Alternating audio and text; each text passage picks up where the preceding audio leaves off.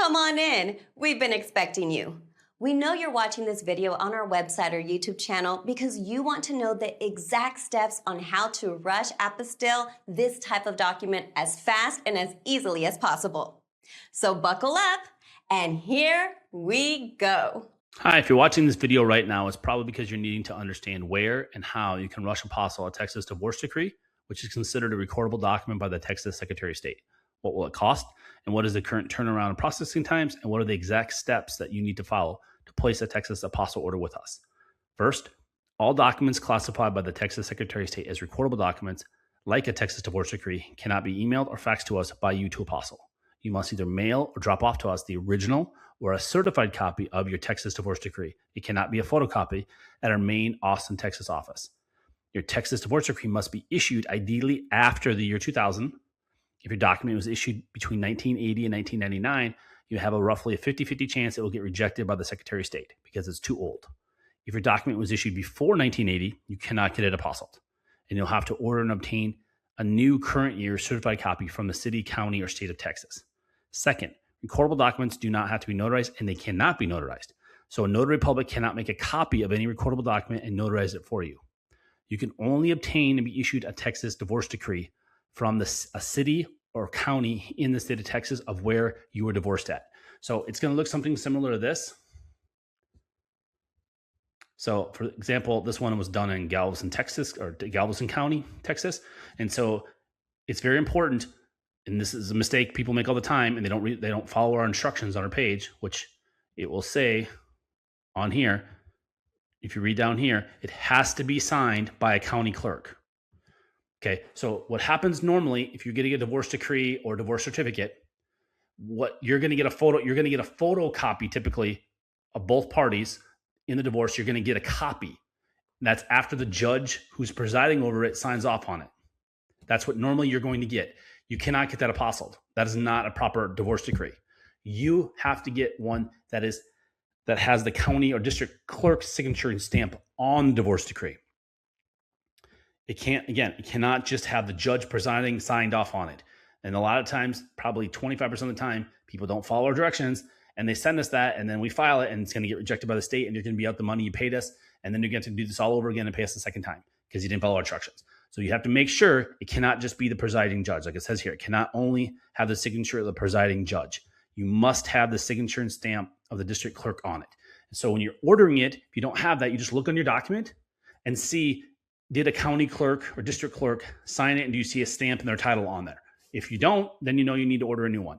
If you just see the judge's signature on it, the judge presiding on it, if that's all you see, that's not good enough. You're going to have to order it. And just when you contact the county or district clerk, just ask them, say, I need a certified copy to get an apostille, and I need to make sure that the county clerk's signature and title are on there. Both the title and the signature is very important, because the Secretary of State will not, if any county clerk in Texas messes up, which they do, it's very rare, but it does happen, they forget to put their title on it, they'll reject it, and you'll be out the money again because it got rejected by the state. And you got to pay us again to refile it, to rush file it. So make sure when you look at it, the county clerk signs it, their name, and puts their title, which will be, just county clerk or district clerk. So just make sure that's very important that you do that. On our Texas Apostille order form page that you can access by clicking on the order form button at the very bottom of this page, you'll need to complete the online Texas Apostille order form. Then print it out and then drop it off or mail it to us along with a prepaid return FedEx or UPS shipping label, so we can mail all your documents back to you or to whomever in the world you want. Next is step number 2, which is the shipping instructions. This is step 2. This is all going to be about shipping and how you're going to get your documents to us and documents back from us. We're going to walk you through what you can and can't do. So first thing is, we get asked all the time, and it's on one of our FAQs, who do we recommend you ship documents with? And that is unequivocally FedEx. We've been shipping for 16 years. We've shipped to 6 continents. We haven't done Antarctica yet. Knock on wood. Hopefully we'll get them. We've shipped everywhere in the world for 16 years. We ship only FedEx to our DC office when we do federal documents and embassy documents. And in 16 years, we have never, knock on wood, again, FedEx has never lost one of our packages or damaged any of our packages enough that we couldn't get them apostilled. And they are easily the most affordable of all the three big carriers in the United States. Most people don't know that because they're shipping wrong, and we're going to explain to you how you do that, how you get the big savings, and how you should use FedEx. So you have to use FedEx one rate. Most people don't do that. The vast majority of people just pick FedEx and they get a quote that's high, and they end up going to UPS or USPS. If you use FedEx one rate, and we go through how to do this in great detail with a long video like this and screenshots. So if you just want to do screenshots and read that page, that long page, it will do step by step how you create it right here for FedEx and for UPS. So if you use FedEx one rate, to give you an example, Austin is in Central Texas.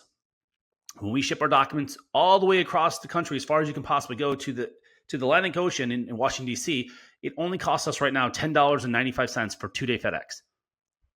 We can't even ship that regular mail for that in Texas. When we do quotes that we do frequently, UPS is over $40 for that same delivery to the same address with the same speed. And even the post office is over $23.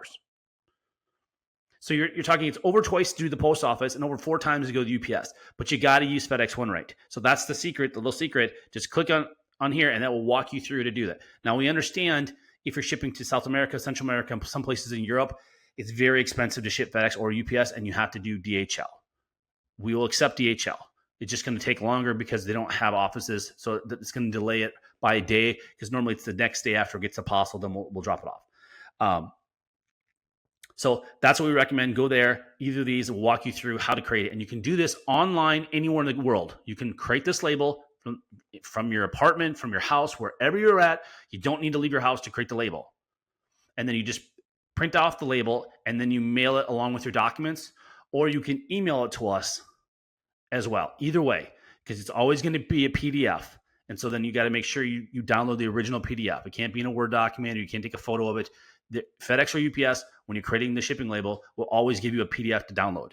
And then you just have to print that PDF off and mail it along with your documents to us. Or you can email it to us if somebody else is mailing your documents to us. For example, which I'm going to get into, if you're going to have Texas Vital Statistics, or Texas Vital Records, it's called, it's the same place in Austin, Texas, they will create certified copies of birth certificates and death certificates for all 254 counties. So a lot of our clients order a new birth certificate or order a new death certificate that they need for another country, and they have Texas Vital Statistics directly mail that to us because they're located somewhere else in the United States or somewhere in the world, and it doesn't make sense for them to ship it all the way, the cost to ship that document and the time it's going to take to Europe or China or anywhere in the world, when they'll just send it to us. Or they'll have at the local level, if you're doing marriage license, a marriage certificate, divorce decree, divorce certificate, something like that, that can only be done at the county or the city level.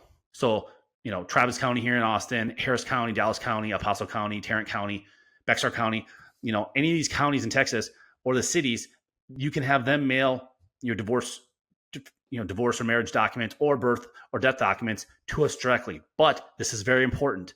You cannot put your address, your name on there. What we've had, it's a couple times now, and it's been returned, is you have to put again, this is common sense, but you have to put our name, our company name, and our address on there. You think that makes common sense, but what they're doing is they're putting their name when they're ordering this from the county or the state. They're putting their name and our address. So they're putting their address or our address and their name. Well, there's no such thing. And so our office will not sign for it. Our office desk can't sign for it because they're not on the lease. We have an office that we share with like 67 different offices or other businesses, different offices within the thing. And there's a shared reception area, and they sign for documents and they accept documents and stuff. Well, they can't accept it because there's nobody on the lease. It has to be our name. And so it's going to get returned. And that can be a problem if you're shipping it, if you're over in Europe or something and you ship the documents from Texas, it's going to get returned to them. So just please make sure you have to put our address on it. If you want, you can put our company name, and then you can say attention to you and say, maybe you put your name on it if you have to. And then our address and our phone number, that's fine. That we shouldn't have a problem. But you got to have to make sure our name, Apostille Texas, is on when you're sending it to us. You have to make sure that's on there. And then the other thing is on the prepaid shipping label. So when we get done apostling your documents, you have to give us a prepaid shipping label, and you can email that to us. You can mail that to us along with your documents, or when you drop off documents to us, you can have a shipping label, and you can only drop off in Austin, Texas, no other city in Texas. You can only do it in Austin. You can only get an Apostille in Austin from the Secretary of State. You cannot get it done in Houston or Dallas or El Paso or San Antonio or anywhere else. So if you're going to drop off, which we don't recommend to do, and we're going to go over that in step 3, why, but then you can drop off a prepaid shipping label as well. But on that shipping label, you cannot put our information on there. So you have to put your name, phone number, and address, or a coworker, a friend, a family member, a business. It doesn't matter what you put, but you cannot put our address because we'll get billed by FedEx or UPS or DHL if it goes through customs, or there's more. If your shipping is they want to charge more for shipping, like you didn't pay enough. So that's in the upper left-hand corner. So when you're saying, so you're creating a shipping label, and it's asking where it's coming from. Okay, we're not the shipper. We're not the importer. You are creating the shipping label. You are the importer if it's going overseas, to another country. So you have to put that whoever's sending it, but you can't put our. It's coming from Austin, Texas, but we're only dropping it off. So you can't put our information. So again, we will not ship your documents back to you if you give us a shipping label with our information on it, especially if it's to another country. We will not do that. We'll email you and contact you and say, hey, we need a shipping label. It says right here, we did videos, we've done screenshots. We tell you, you can't do that. So you just have to give us a new label that has somebody else's address on it. Again, this is never going to matter because it's only there if FedEx loses it, meaning the address that you put on it doesn't exist. Then they return it to the sender. So you don't want it to come back to us anyways. You want it to come back to you. So, or to whoever, a friend, family member, coworker, whatever, a lawyer, wherever you want. But just got to make sure when you put the shipping label, it can't be our address. And we go over that right here on both of these as well. And then if it's shipping overseas, you have to do a customs invoice. Okay. So that's not all countries, but almost all countries, when you're sending documents, they want, sometimes it's called a customs invoice or a commercial invoice. You're going through customs to another country. You don't have to do this domestically, but if you're sending it to like Canada or Europe, China, Australia, Middle East, South America, they're going to want they want to know what's inside the envelope. And so you can click here for FedEx and here for UPS. And we already have a pre-filled out for you template that we've worked with both FedEx and UPS managers to help us strip off all the crap on those forms because it can be confusing. You don't need it. And we just have it all pre-filled out for you. And all you got to do is put your information on there, the address, and then sign it and date it. That's it. And then you can print that off and mail it to us or email it to us or drop it off when you drop off your documents to us when we want to return it. So again, that will go through here, both of these. And again, some countries don't matter. Like for example, Mexico, you don't need it, but a lot of people do it anyways just to be safe. And we'll just stick that in there with the package when we're mailing it, the customs invoice. But for sure, I know Mexico doesn't care. At least with documents, packages, they will care. You have to have a customs invoice. But when it comes to documents, they don't care. So yeah, that's pretty much it for shipping. Thank you. This is step 3. I'm going to go over the current pricing that we have. And if you're going to drop off documents to us, and our turnaround times that are as of today, November 30th, 2025. So if you're going to drop off documents to us, what you're going to need to do is you're going to need to print off our order form that you do online, which you're going to click down here, right here. By clicking this, you'll go to our order form page, and that's what you're going to fill out online and then print it out. And there's another video there that will go through how to fill out the order form and all that stuff. So if you're going to mail your documents to us, which is what most people do, you print out our order form and then you send that along with your documents like we state in step 2, you send it to us.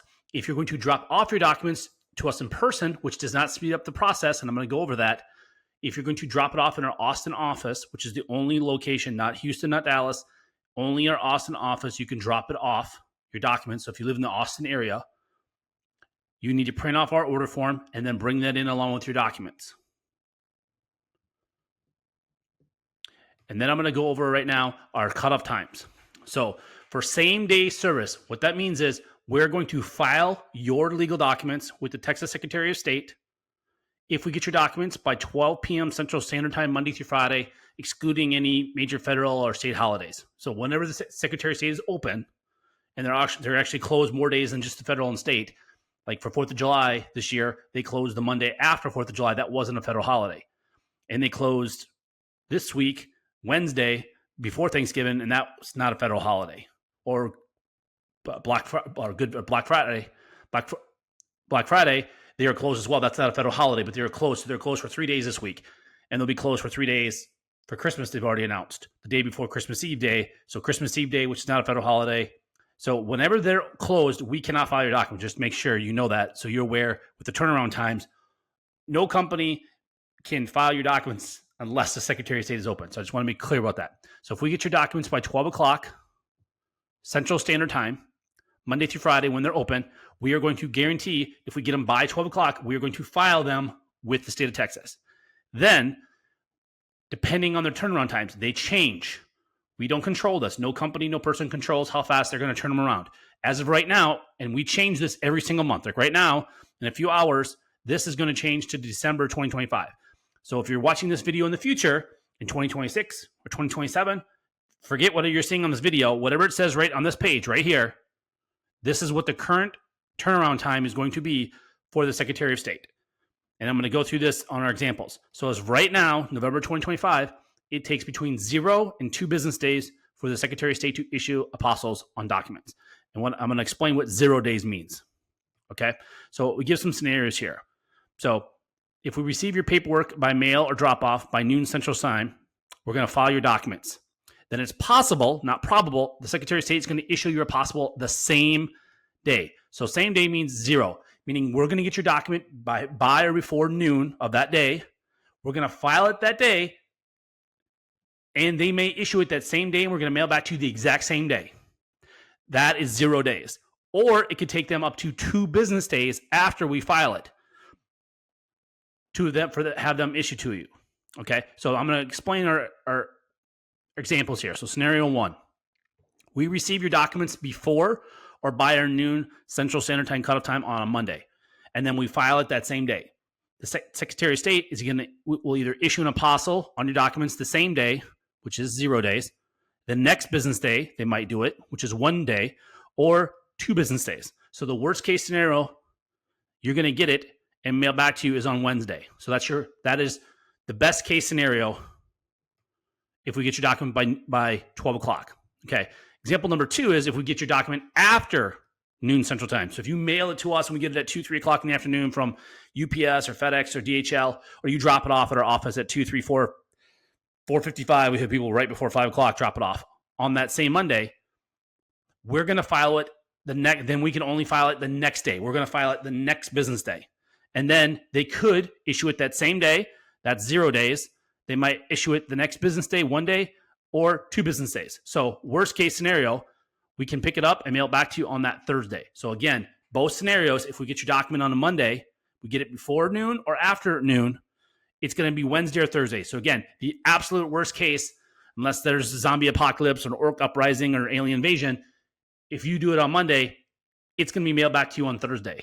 Worst case, best case, it can be mailed back to you on Monday. So just to go through that. And I cannot stress this enough. If you're traveling to our main office in Austin, dropping off your documents instead of mailing to you does not speed up the process. It doesn't matter if we get them by drop off or by mail before noon or after. It's going to be the same turnaround time. Too many people, they don't read our website, they don't contact us, and they show up thinking it's going to be done the same day. And that's not possible because it's Secretary of State. It's up to them. They are going to decide if they're going to issue it the same day, next day, or 2 days. So please, unless you live in the Austin area, it does not speed up the process. Just overnight your documents to us, like we say in step 2, how to do it. Okay. And then these prices are as of today. These might change next year in 2026 or 2027 or 2028, whenever you're watching this video. But don't go by what this video says. Go by what this is saying right here. Whatever this says right here, whatever it says right here at this time, that's the current pricing. So for the first document, so if you need 1 document to apostille at the Secretary of State, it's $95. And that includes all filing fees. So you don't write us a check or money order, a cashier's check. You don't send us money for the state filing fee.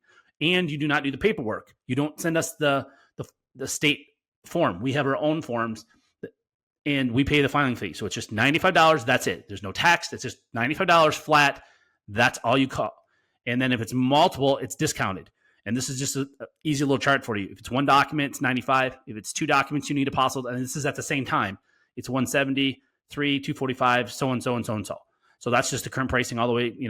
We just have it. And again, any additional documents are $75 each. And then when you're ready to order, you just click this button, and that's going to take you to our order form page for Texas Apostles. And again, this is only for Texas.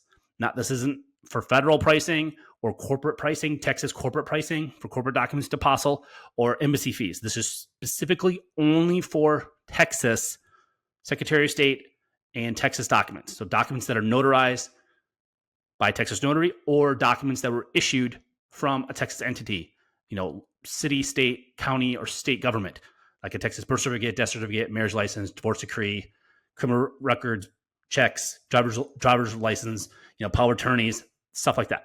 So that's step 3. Thanks.